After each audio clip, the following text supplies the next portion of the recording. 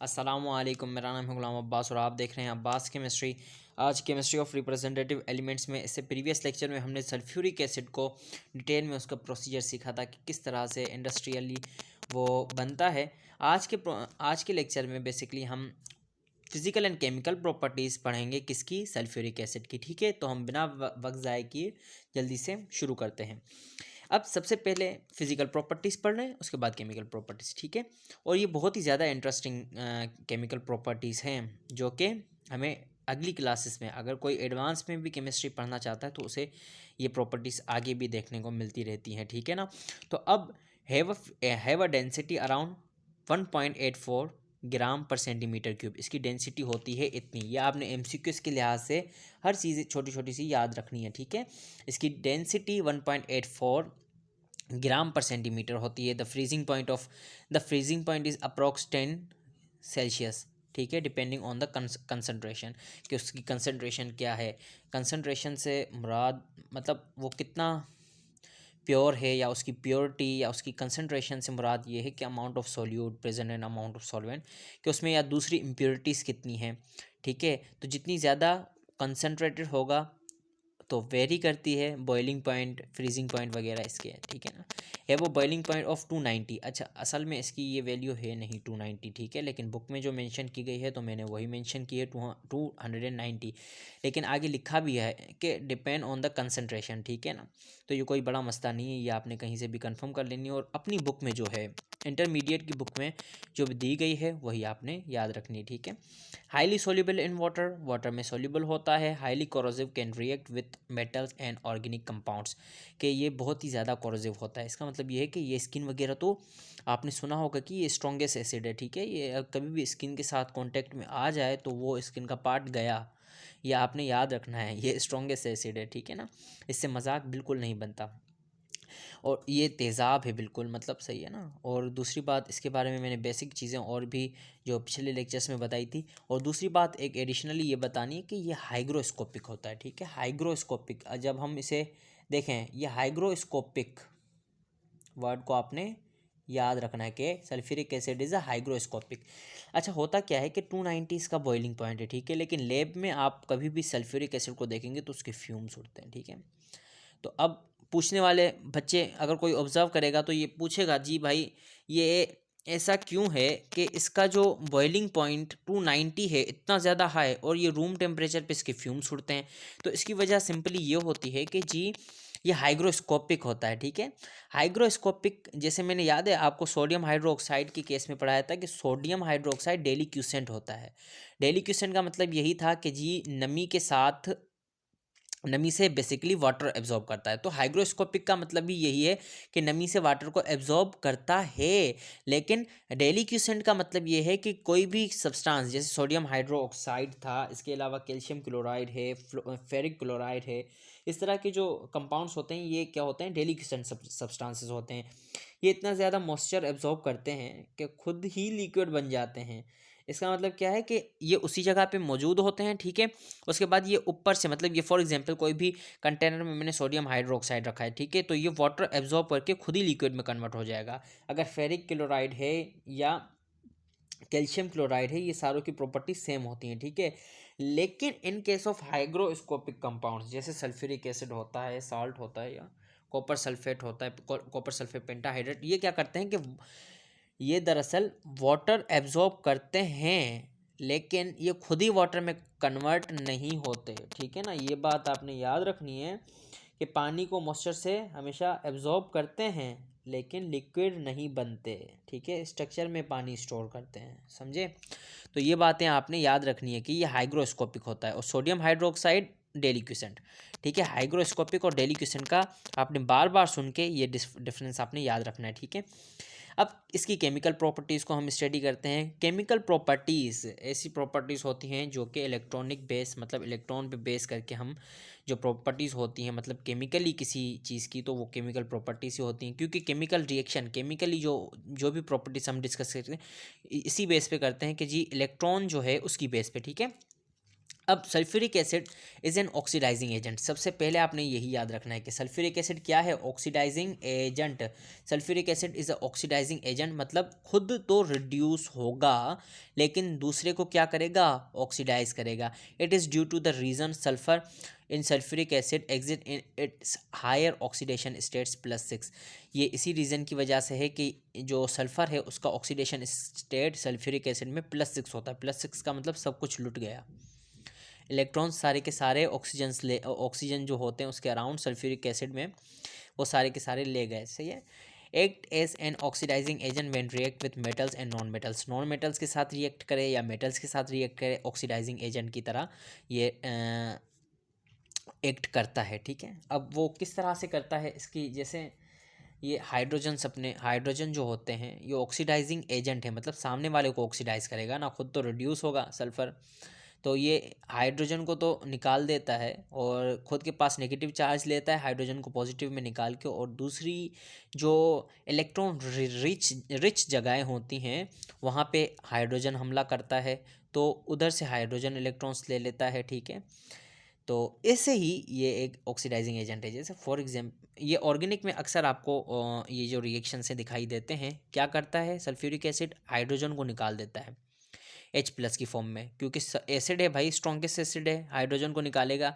उसके बाद ये क्या करता है, खुद नेगेटिव चार्ज लेके H+ जो होते हैं ना वो जाके ऐसी जगहों पे हमला करते हैं, मतलब जो भी केमिकल रिएक्शन होता है ऐसी जगह पे हमला करते हैं जहाँ पे इलेक्ट्रॉन की डेंसिटी ज़्यादा होती है। ठीक है। इसके नतीजे में क्या होता है, वहाँ से H+ इलेक्ट्रॉन ले लेते हैं और सामने वाले को ऑक्सीडाइज कर देते हैं। ठीक है।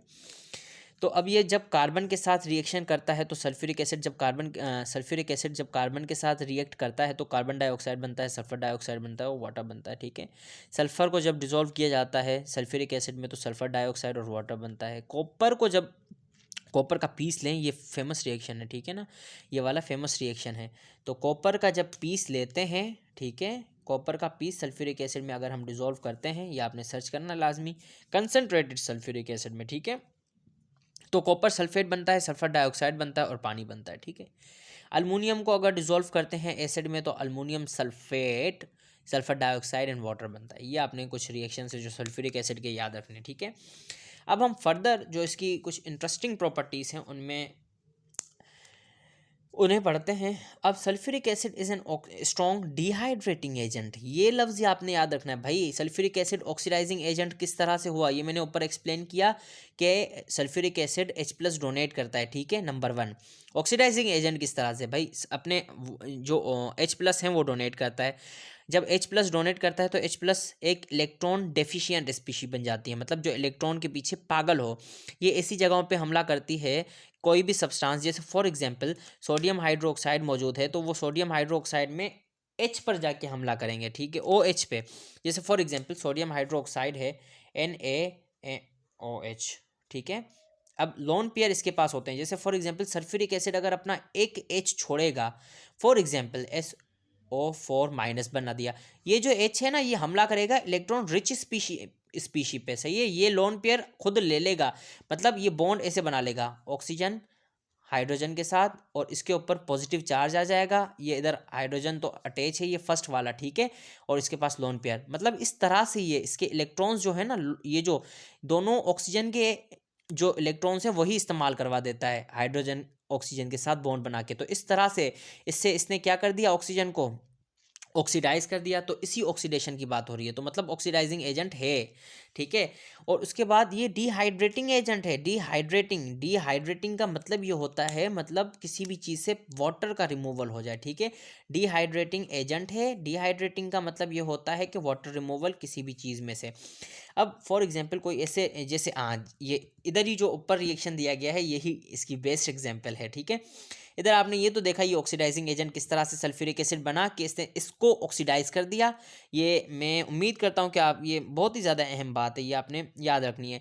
ऑक्सीडाइज कर दिया। अब ये होता क्या है, फॉर एग्जांपल इसी रिएक्शन को आगे बढ़ाते हैं। सोडियम हाइड्रोक्साइड पे ये जो एसिड है इसने H+ डोनेट किया और इधर वाटर मॉलिक्यूल जो था, मतलब ये देखो जब ये बन जाएगा तो ये एक तरफ Na से भी तो अटैच है ना। अब ये क्या करेगा, ऑक्सीजन अपने इलेक्ट्रॉन्स ले लेगा इससे। ठीक है भाई। देखें अब सबसे पहले Na OH ने OH को आपने प्लस सल्फ्यूरिक एसिड, ठीक है, H2SO4। दूसरे स्टेप तक क्या होगा, H प्लस निकलेगा, ठीक है। H प्लस जाके हमला करेगा इसके जो सोडियम हाइड्रोक्साइड का OH होगा इस पे, ठीक है। क्यों? क्योंकि ये lone pair of electron, electron deficient मतलब इलेक्ट्रॉन की कमी वाली स्पीशी है, तो इलेक्ट्रॉन जिसके पास ज़्यादा होंगे उस पर हमला करेगा, ठीक है, कर दिया। अब जब ये होगा तो NaOH, ये जो लोन पेयर ऑफ इलेक्ट्रॉन था ये इस तरह ऊपर खड़ा हो जाएगा और ये एक इलेक्ट्रॉन हाइड्रोजन के पास चला जाएगा और एक ऑक्सीजन के पास। इस तरह से इसके ऊपर एक पॉजिटिव चार्ज आ जाएगा, किसके ऊपर, ऑक्सीजन के ऊपर। ये ऑक्सीडाइजिंग एजेंट हुआ नंबर 1। अब नंबर 2, अब ये क्या करता है कि ये ऑक्सीजन पे जो प्लस चार्ज आया है ये सोडियम को मजबूर करता है कि ये अपने दोनों इलेक्ट्रॉन्स मुझे दे दो। तो ये क्या करता है, ऑक्सीजन इस तरह से हाइड्रोजन के साथ तो बॉन्ड है, एक तो इधर लोन पेयर है, एक इधर इस्तेमाल हो गया। अब ये जो एक लोन पेयर इधर दे देता है, इससे क्या होता है कि ये वाटर मॉलिक्यूल जो रिमूव होता है तो यही ये डिहाइड्रेटिंग एजेंट बन गया। इसकी यही दलील है कि ये डिहाइड्रेटिंग एजेंट बन गया, मतलब ये ऑक्सीडाइजिंग एजेंट भी है, उसके बाद ये डिहाइड्रेटिंग एजेंट भी है, इसके अलावा ये सल्फोनेटिंग एजेंट भी है। सल्फोनेटिंग एजेंट कैसे है कि ये सल्फेट ग्रुप को ऑर्गेनिक कंपाउंड्स के साथ जब भी रिएक्शन देता है तो ये सल्फेट ग्रुप देता है, ठीक है ना। सल्फेट ग्रुप देने से मुराद ये है कि SO3 की अगर किसी भी कंपाउंड में, किसी भी ऑर्गेनिक कंपाउंड में हमें सल्फोनिक ग्रुप को ऐड करवाना है तो हम सल्फ्यूरिक एसिड के साथ रिएक्ट करवाते हैं और ये सल्फोनिक ग्रुप दे देता है, ठीक है। तो इसे हम सल्फोनेटिंग एजेंट भी कहते हैं, ठीक है।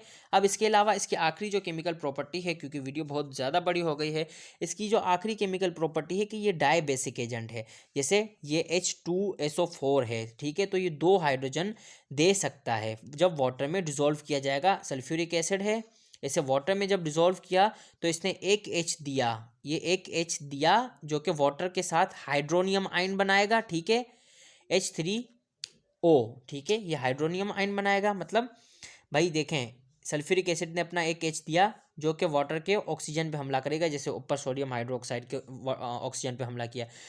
दूसरी बार में भी अगर से हम इसे वाटर में डिसॉल्व करते हैं तो फर्दर ये एक और हाइड्रोजन भी डोनेट करता है, तो इस वजह से ये डाई बेसिक एजेंट हो गया, ठीक है ना।